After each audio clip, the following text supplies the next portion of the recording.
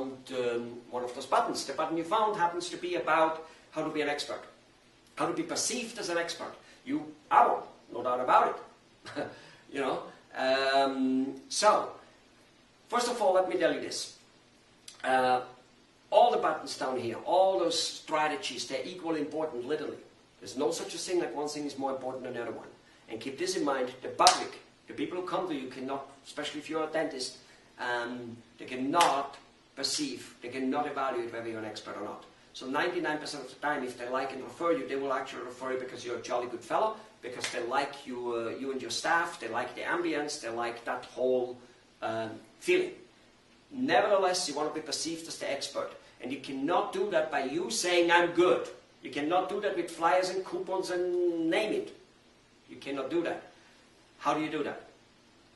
Number one is the media.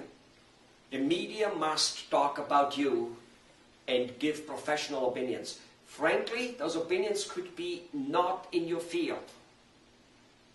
And you still will be an expert. However, let's go and talk about opinions in your field.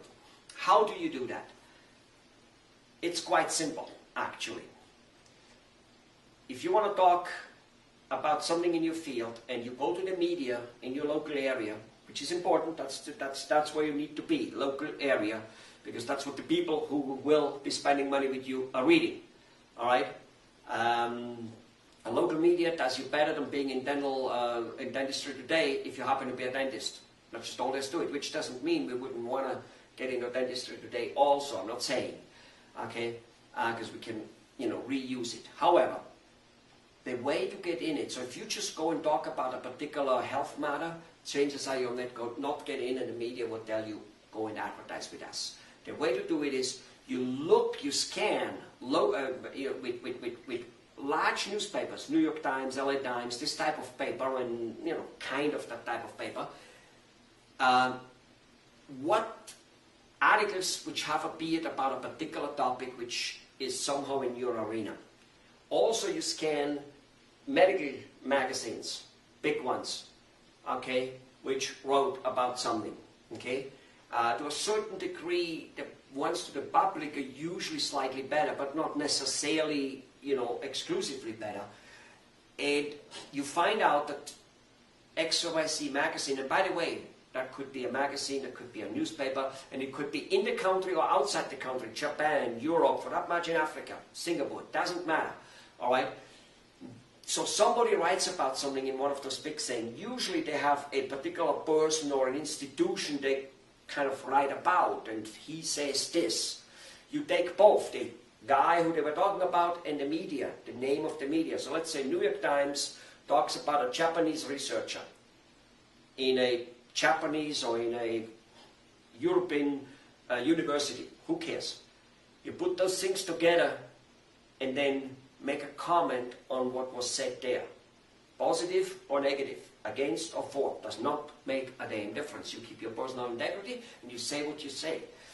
And you present that to the local paper and they will print you. Not all the time, but out of 10 times they'll print you 2-3 times, and that's good enough. Send them 15 to 20 articles a year and they print you 2, 3, 4, 5 times. Beautiful, gorgeous, absolutely puts you on a pedestal. The other thing would be a book. You've got to write a book. Okay, writing a book is superbly important, superbly important. There is nothing better than a book. Okay, a book puts you on a pedestal. A book gets you invited to the TV, radio, television, everywhere. And of course the media, the printed paper writes about it too. It's not all that difficult. And if you think you can't write, don't want to write, don't have the time, because yes, it's true. Most people take 5 and 10 years to write a book and then it's not finished yet. Okay. Normal publishers take anything between 2 to 3 years to publish a book after it's written. So most likely you want to go to a ghostwriter. There are plenty of them around. Of course we have one also, or we have many. And publish it and then make it a bestseller. Let me tell you something, making a book a bestseller is much easier than you might ever have imagined. And the difference between writing a book and being a book bestseller is like, if you have a book, you went to the Olympic. Great thing. If you're a bestseller, you won the gold medal. So, and no, making a bestseller the way I'm talking about which you might see on this site and have other questions, doesn't necessarily mean you become rich selling the book, but you become rich selling the services because you're so well known. Do you understand me? Good, I hope you do. Those are the ways to do. Now, one way, of course, is also the internet.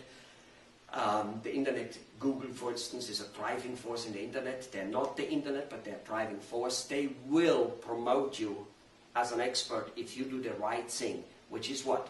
Give them data videos, real down-to-earth, like frequently asked question type of videos. Lots and lots and lots of them. But we talk about that in the videos in the internet section. Enjoy yourself, click all the links, work through, write us with questions. We are willing to answer. Just give us a little bit of time. Sometimes I get a little bit overwhelmed here doing that. Have fun and become, well, you are an expert, but become known as an expert.